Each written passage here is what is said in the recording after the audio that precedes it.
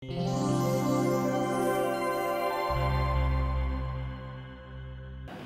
get a chance to do a lot of things when I'm on the road. I had a chance to do a personal care home a couple days ago in Los Angeles. And I met a couple, I got to tell you about them. They were great. Their names are Charlie and Lilly. And Charlie and Lilly were getting ready to get married for the second time in their lives. And it was very unique because Charlie and Lilly were both in their late 80s. So they had a lot of things to do to get ready for the wedding. One of those things was to go down to a local pharmacy, and they did just that. Charlie decided to go up to the pharmacist and talk to him a little bit because they had some things they had to get straightened up before they got married. So Charlie walked up to the pharmacist and said, "Do you carry prescription drugs, both generic and non-generic?" The pharmacist said, "Yes, we do." He said, "Do you carry everyday items you might need, like toothpaste and toilet paper and shampoo?" The pharmacist said, "Yes, we do." He said, "We also want to ask you, do you carry durable equipment like wheelchairs and walkers and canes?" The pharmacist said, "Yes, we do." The pharmacist said, "I don't mind answering all your questions. Just out of curiosity, why are you asking so many questions?" But Charlie piped up and he said, "Me and Lilly are getting ready to get married next week. We want to register for our wedding gifts here." There was one lady was having a really bad day. One lady's having a bad day, and she went to a doctor's office, huge building like this, except there's full of doctor's offices. And she got into the building, and within just a couple minutes, she came running out of the office, the front door of that office, yelling and screaming at the top of her lungs, "I can't believe it, I can't believe it, I can't believe it, it can't be so, no, no, no, no, no." But she got down the hallway a little bit, and she ran to another doctor from one of the offices down the hallway. And she told him her story of what was going on. She continued yelling and screaming out of the building. Well, that second doctor, he was upset with what the first doctor had diagnosed that lady with, and he walked up the hallway to confront that doctor. He said, "How dare you tell Mrs. Jones, who is 65 years old, that she was pregnant?" First doctor said it sure cured her hiccups, though, didn't it? One guy was having a problem. His name was Oscar. Oscar had a little problem hearing out of one ear. So Oscar went to a hearing specialist. So he got inside the office, the nurse put him in there, the doctor came in to greet him. "Oscar, how you doing?" He said, "Well, I'm having a little trouble hearing out of this one ear." So he said, "Oscar, we're going to find out what's going on." So he took that little thing, I don't know what they call that thing, the thing they look in your ear with. He started looking in Oscar's ear with it, and within a minute he stood back in disbelief, and went back up with it, put it back in Oscar's ear. He said, "Oscar," he said, "Buddy, I think we found out what's going on with your ear." He says, "You have a suppository in your ear." Oscar says, "Now I know what I did with my hearing aid." And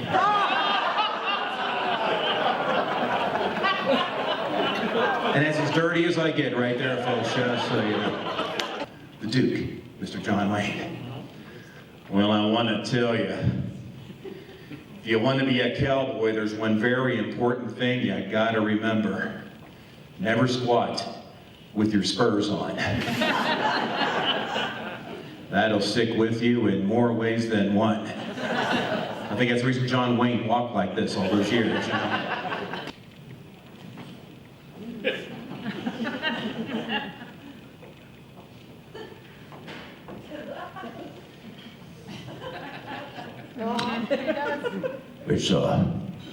It's good to be here. Yeah. It's good to be here. Of course, at my age, it's good to be anywhere.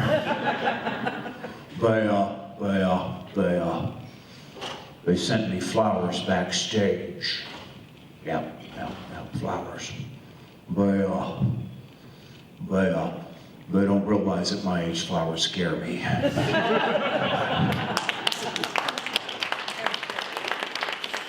Anybody from a country like I am, farming communities, country, anybody? A few of you here, okay. They have a new product, I don't know if you're sure about this, a new product on television for farmers who have hemorrhoids. Have you heard about that? For farmers who have hemorrhoids, it's called Preparation 4-H.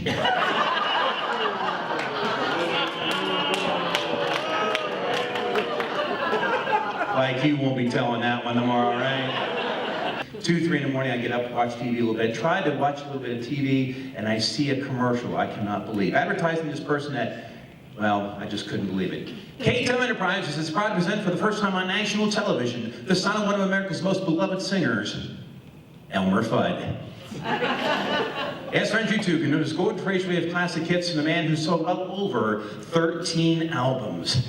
Yes, it's an exclusive offer. It's not available in record stores anywhere. Here's just some of the hits you get in this once-in-a-lifetime collection. Elmer sings some of the greatest love songs of all time. Here he is singing the great Engelbert Humperdinck hit, "Release Me."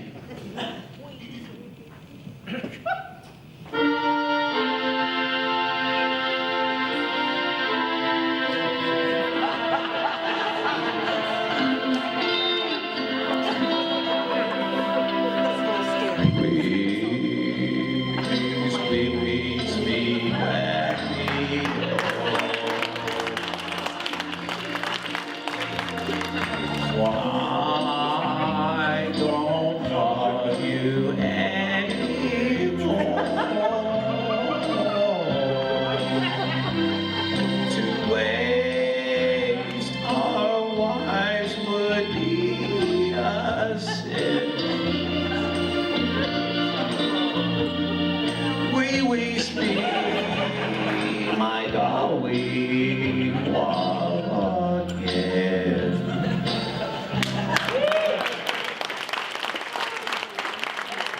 You remember the Ed Sullivan Show, right? Yeah.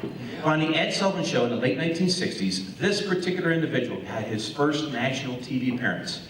Kermit the Frog made his first national TV appearance all the way back in 1967. Or maybe I should say his creator, Mr. Jim Henson's the one that actually made the appearance. But Kermit went nationwide for the first time. And I can only think that our favorite amphibian from the swamp would love to have the opportunity to thank Ed for that big break that he gave to him all the way back in the late 1960s. Here's that magical evening for those of you when you were a kid like me, tuning on the TV Sunday nights, 8 o'clock. It was Ed Sullivan introducing us for the first time to Kermit the Frog.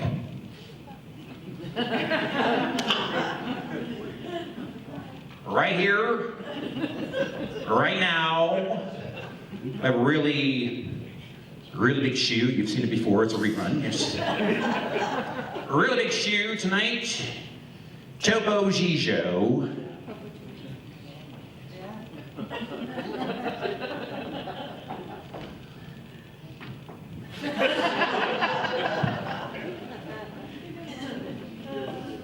Bobby Darin and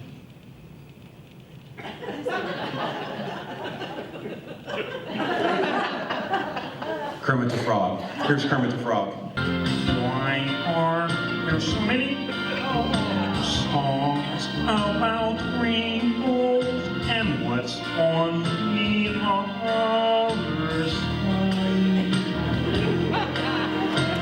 Rainbows are visions, lonely illusions, and rainbows have happy eyes. So we've been told and some choose to believe it. I know they're always dancing. Someday we'll find it. The rainbow connection, the lovers, the dreamers, and me. Oh, about me. Oh, me, oh, me. Oh, me, oh, me.